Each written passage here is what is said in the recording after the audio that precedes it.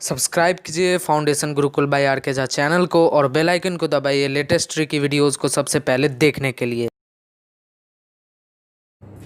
Hello and welcome students. Today we are going to learn some questions from exercises and its solutions. As I stated in the previous class, in this part we shall solve a few questions from NCERT book. Exercise number you are given 2.2 and from exercise 2.2 here in first question you will find there are 6 or 7 questions there. So I have selected 2 questions from the first, and first has sub part, it has 6 or 7 questions there, and I have selected only third and fifth because I think that the solution of these questions may be typical and it will immensely help you. So I have selected it. Now we are going to solve these questions, but before solving these questions we are going to once again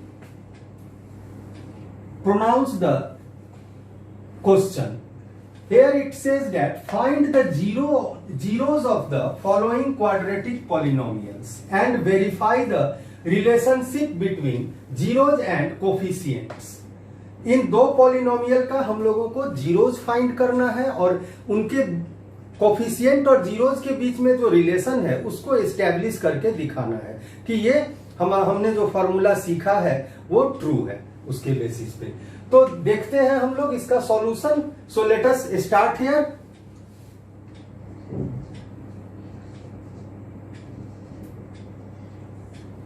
solution first question is we have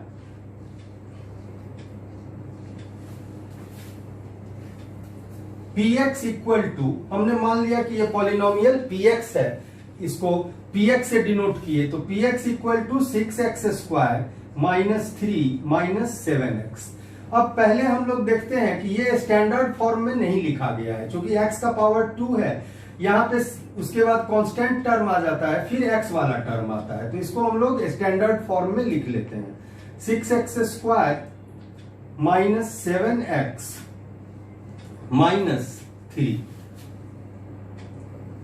in standard form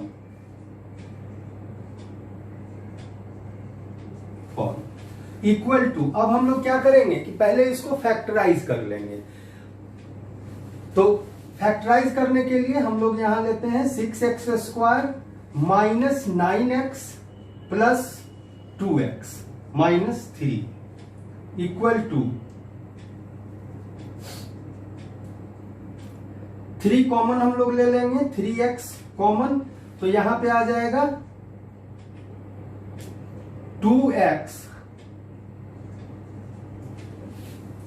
minus 3 and plus यहां पे ले लेंगे 1 common, तो यहां हमारा आ जाएगा 2x minus 3 equal to, फिर से हम लोग इसको 3x प्लस 1, 3x प्लस 1, ये हमारा एक फैक्टर हो गया, सेकेंड फैक्टर हो गया, दोनों में 2x माइनस 3 कॉमन है, तो 2x minus 3।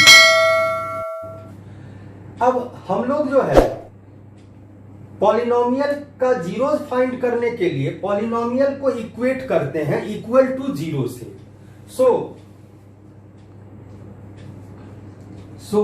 We have 6x square minus 7x minus 3 equal to 0 when 3x plus 1 into 2x minus 3 equal to 0। यानी कि पूरे पॉलिनोमियल को हम लोग इक्वेट किए, x का वैल्यू फाइंड करना है ना, वही जीरोज है, तो इसके लिए हम लोग क्या करते हैं कि पॉलिनोमियल को इक्वेट करते हैं, यानी इक्वल टू लगा के जीरो लिख देते हैं, तो ये हमारा इक्वेट करना कहलाता है। तो जब ये तब जीरो होगा जब इसके जो फैक्टर्स हैं उनका वैल्यू भी आपस में जीरो होगा, आइदर ये जीरो हो या ये जीरो हो या दोनों जीरो हो। तो इंप्लाइज 3x + 1 = 0 और 2x - 3 = 0 implies 3x = -1 और 2x = इसको हम लोग ट्रांसपोज करते हैं राइट साइड, तो 1 चला गया राइट साइड, 0 वाले साइड की इक्वल टू के राइट साइड तरफ, तो -1। 2x = ये -3 राइट साइड जाएगा तो +3 हो गया, +3 implies x = -1/3 और x = 3/2। Therefore, zeros are -1/3 and 3/2। तो अब हम लोग यहां पे जीरोज को फाइंड कर लिए हैं। अब हम लोगों को क्या है कि रिलेशन एस्टेब्लिश करना है, रिलेशन एस्टेब्लिश करके दिखाना है यहां पे, ठीक है। सो लेट अल्फा, हम लोग इसका क्वाड्रेटिक पॉलिनोमियल का 2 जीरो जो है अल्फा बीटा मानते हैं, तो यहां पे हम मान लेते हैं कि अल्फा = -1/3 एंड बीटा = 3/2। वैसे हम किसी को अल्फा और किसी को बीटा मान सकते हैं, इसमें कोई कंडीशन नहीं है, ठीक है। So therefore alpha plus beta, relation दिखाने के लिए हम लोगों को जीरोज का सम और प्रोडक्ट दिखाना पड़ता है, तो पहले हम लोग सम फाइंड करते हैं। तो अल्फा प्लस बीटा मतलब सम ऑफ जीरोज इक्वल टू यहां पे क्या हो जाएगा, -1/3 + 3/2 इक्वल टू एलसीएम 6 हो जाएगा 3 और 2 का। इसके बाद 3 से डिवाइड करेंगे 2 जा, और 2 से इसको मल्टीप्लाई करेंगे न्यूमरेटर को, तो -2।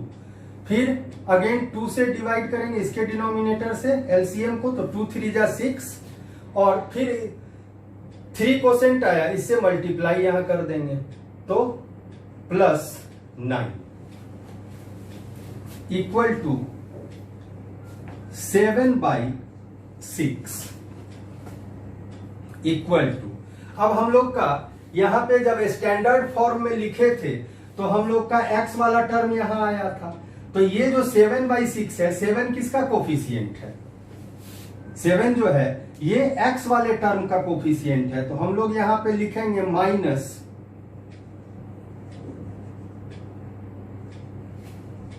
कोफिशिएंट ऑफ x बाई 6 किसका कोफिशिएंट है, x² का, तो कोफिशिएंट ऑफ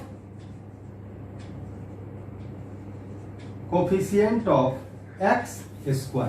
तो इस तरह ये रिलेशन हमारा एस्टेब्लिश हो गया कि सम ऑफ जीरो जो है वो होता है -b/a, यानी कि -x वाले टर्म का कोफिशिएंट और फिर बाई x² वाले टर्म का कोफिशिएंट।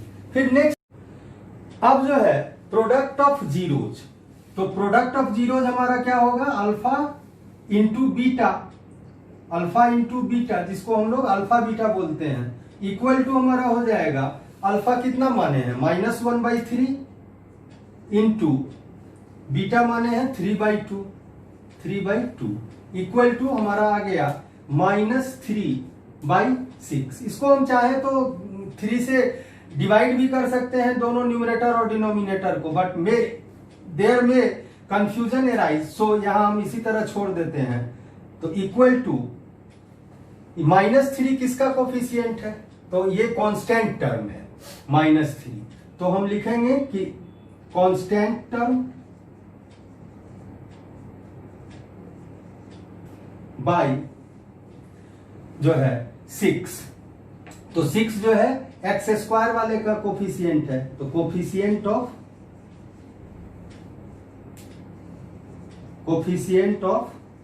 x²। तो इस तरह हम लोग देखें कि हम लोग जीरोज को फाइंड कर लिए और relation between zeros and coefficient को भी वेरीफाई कर लिए। यहां पे हम लोग लिख सकते हैं कि वेरीफाइड, और यहां सीधा लिख सकते हैं कि देयरफॉर द रिलेशन एस्टैब्लिश्ड या वेरीफाइड। बस, तो ये हमारा सॉल्यूशन हुआ। अब हम लोग नेक्स्ट क्वेश्चन को आगे देखते हैं। तो नेक्स्ट क्वेश्चन है 5th नंबर एक्सरसाइज 2.2 का फर्स्ट का 5th। तो ये हमारा जो है क्वेश्चन t² माइनस 15 है। तो इसको हम लोग pt मानते हैं, पॉलिनोमियल इन t। तो late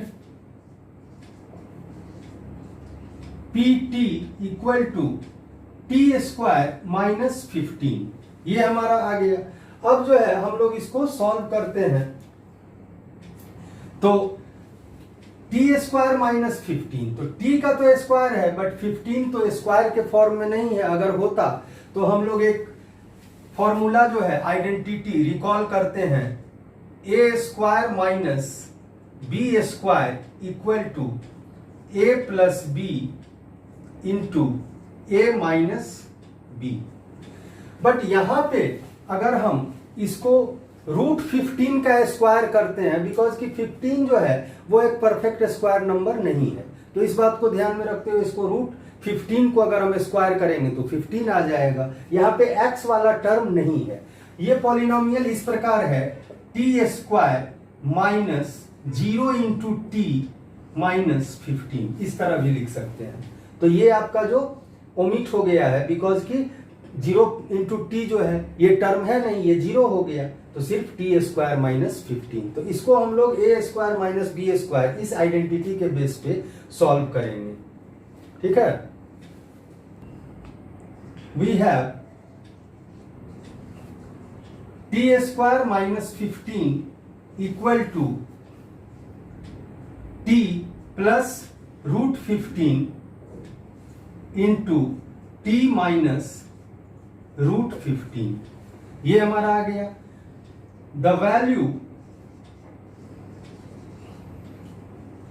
of polynomial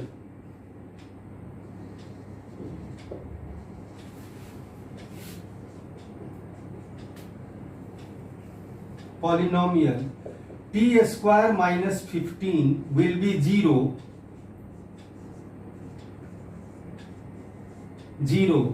when the value of t plus √15 into t minus √15 is 0, implies t plus √15 equal to 0 और t minus √15 equal to 0 implies t equal to, ये इस साइड जाएगा right side, तो minus √15 आ गया, और t equal to इसमें right side जाएगा तो plus √15। Therefore the zeros are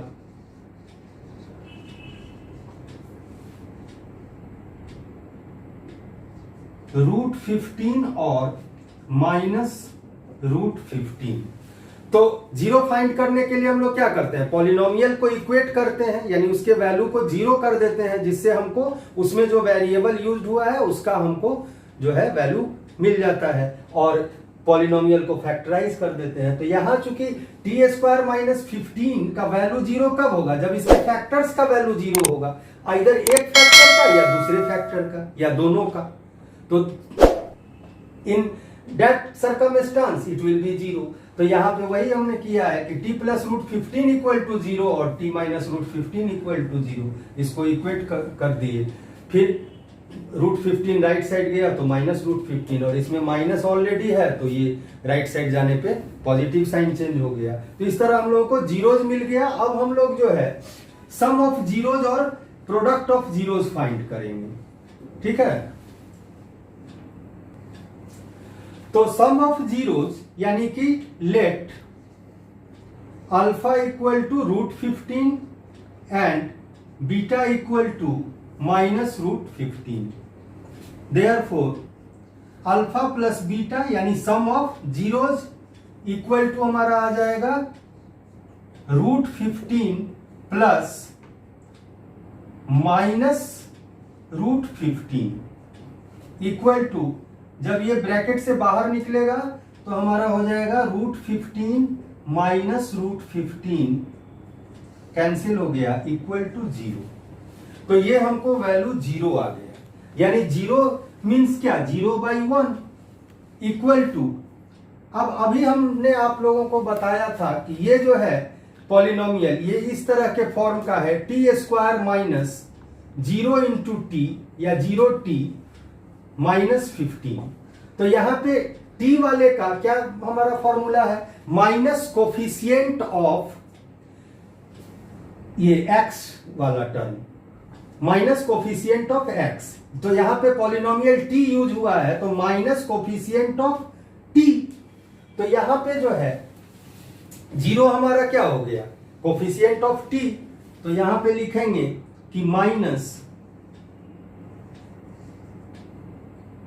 coefficient of t, यहां प्लस भी कर सकते हैं, तो minus coefficient of t -0 × t by हमारा कांस्टेंट ये सॉरी t² का स्क्वायर वाले टर्म का कोफिशिएंट, तो इसका कोफिशिएंट 1 है, तो इस तरह कोफिशिएंट ऑफ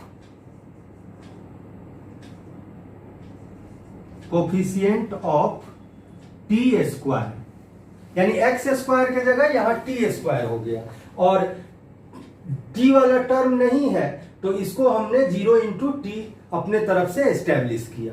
तो इस तरह हमारा ये रिलेशन मिल गया। नेक्स्ट है प्रोडक्ट ऑफ जीरोज। तो प्रोडक्ट ऑफ जीरोज क्या हो जाएगा, अल्फा बीटा।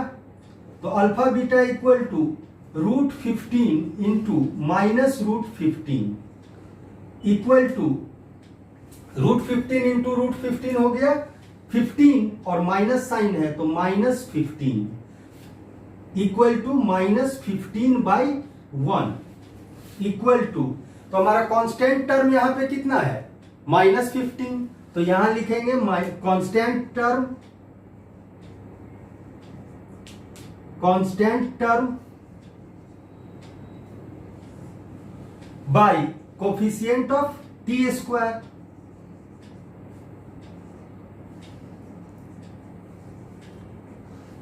t², बिकॉज कि यहां पे फिर एक बार मैं कहना चाहूंगा कि x के जगह पे t है, तो कोफिशिएंट ऑफ x² होता है x वाले पॉलिनोमियल के लिए, इसमें t है तो कोफिशिएंट ऑफ t²। तो इस तरह से हम लोग ये दो क्वेश्चंस का सॉल्यूशन देखें, और हम लोग अब आगे देखेंगे एक और क्वेश्चन, आपका एक्सरसाइज 2.2 का क्वेश्चन नंबर 2 का कुछ सिलेक्टेड क्वेश्चन। अब जो है हम लोग दूसरा क्वेश्चन को सॉल्व करते हैं। हमने दूसरा क्वेश्चन लिख दिया, क्या है, एक्सरसाइज 2.2 का question number 2, find a quadratic polynomial each with the given numbers as the sum and product of its zeros respectively।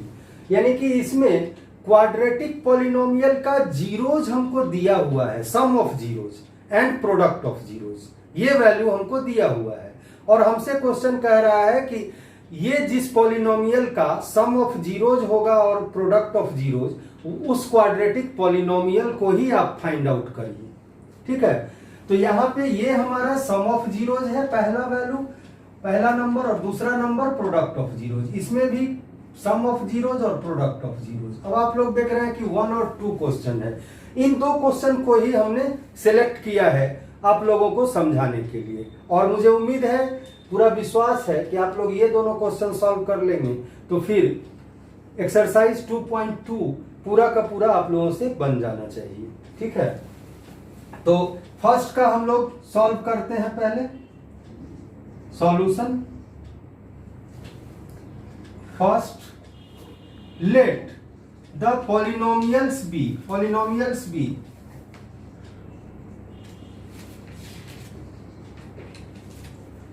Real be a x square general form जो होता है a x square plus b x plus C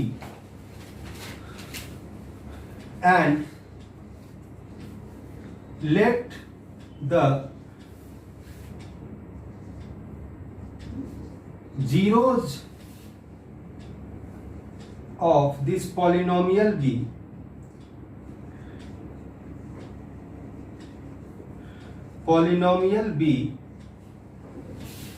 alpha and beta. तो हम polynomial जो general form quadratic polynomial का होता है वो मान लिए और उसका जीरो जो है वो अल्फा और बीटा मान लिए। According to question alpha plus beta equal to 1/4 given दिया हुआ है, तो equal to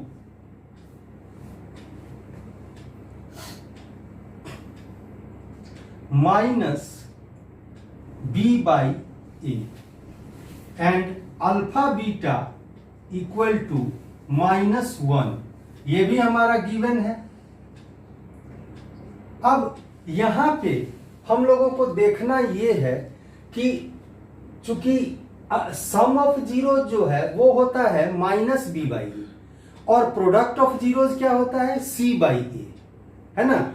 alpha plus beta equal to -b/a, alpha beta equal to c/a।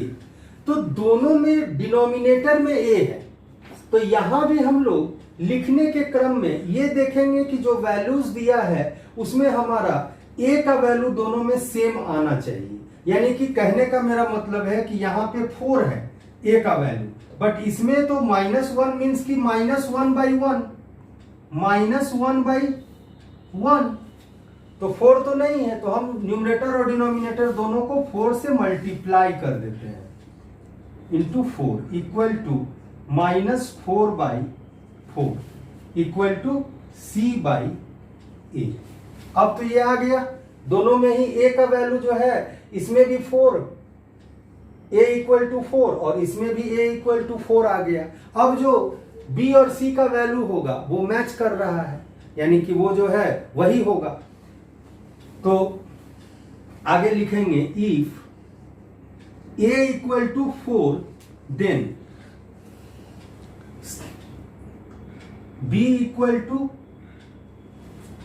To कितना हो जाएगा, तो b इक्वल टू हमारा है कितना यहां 1, माइनस b इक्वल टू 1 है, then minus b equal to 1 implies b equal to -1 and c equal to, तो c इक्वल टू कितना है, तो यहां पे हमारा -4 है ना, तो -4। Therefore, one quadratic equation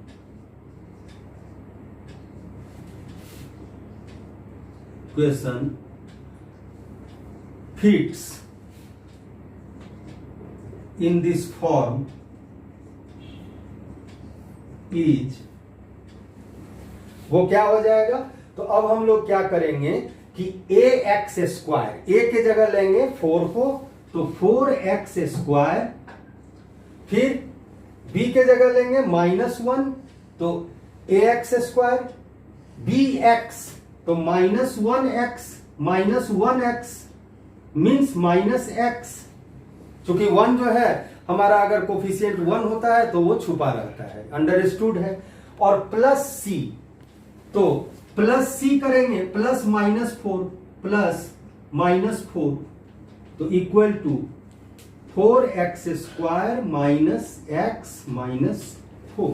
ये हमारा पॉलिनोमियल फाइंड आउट हो गया, जिसका सम ऑफ जीरोज और प्रोडक्ट ऑफ जीरोज इतना होगा। अगर आप चाहें तो मैं आपको इस क्वेश्चन में चेक करके दिखा सकता हूं।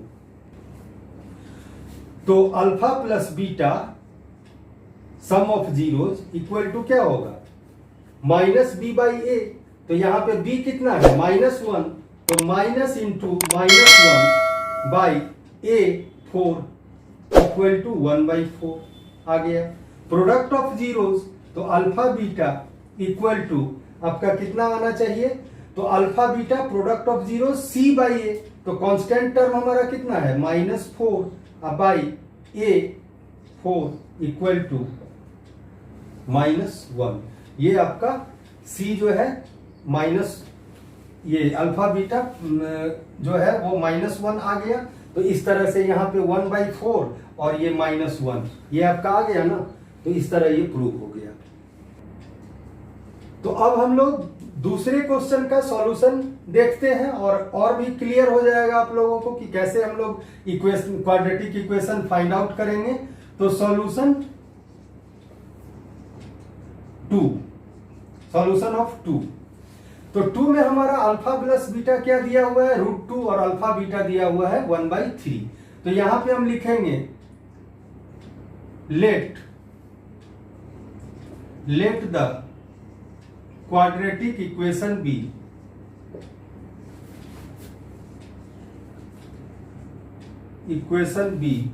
ax² plus bx plus c and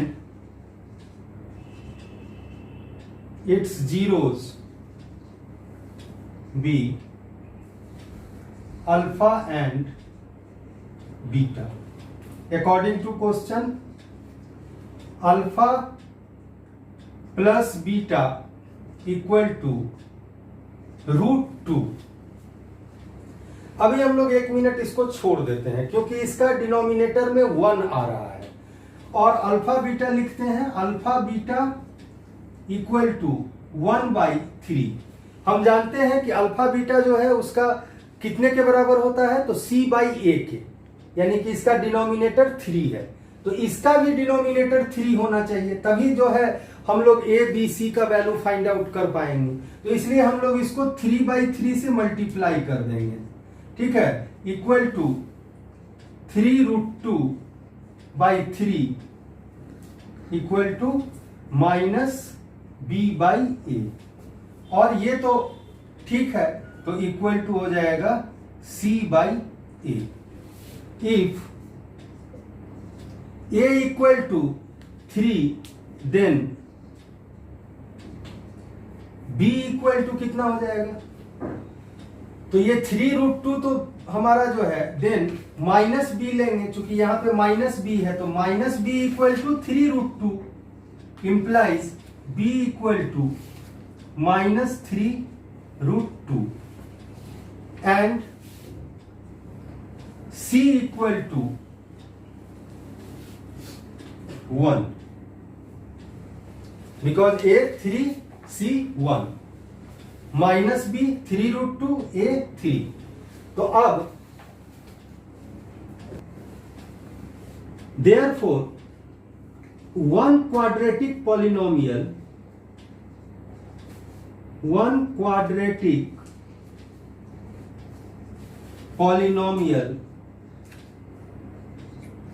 which fits the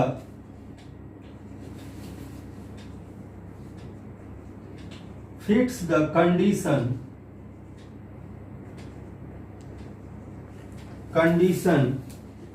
is, यहां पे अब हम लोगों को इस फॉर्म का क्वाड्रेटिक पॉलिनोमियल खोजना है जहां पे ABC का वैल्यू दिया हुआ है और ax² plus bx plus c के फॉर्म का क्वाड्रेटिक पॉलिनोमियल खोजना है। तो a हमारा कितना है, a इक्वल टू 3, तो ax² यानी 3x², फिर है प्लस bx, तो प्लस, अब b का वैल्यू कितना आया -3√2, तो -3√2x ये लिख लिए, और प्लस c, तो प्लस c का वैल्यू कितना आया है हमारा 1, तो 1 equal to 3x² -3√2x plus 1, that's the solution. तो इस तरह बेहद इजीली, आसानी से हमने क्वाड्रेटिक पॉलिनोमियल फाइंड आउट कर लिया।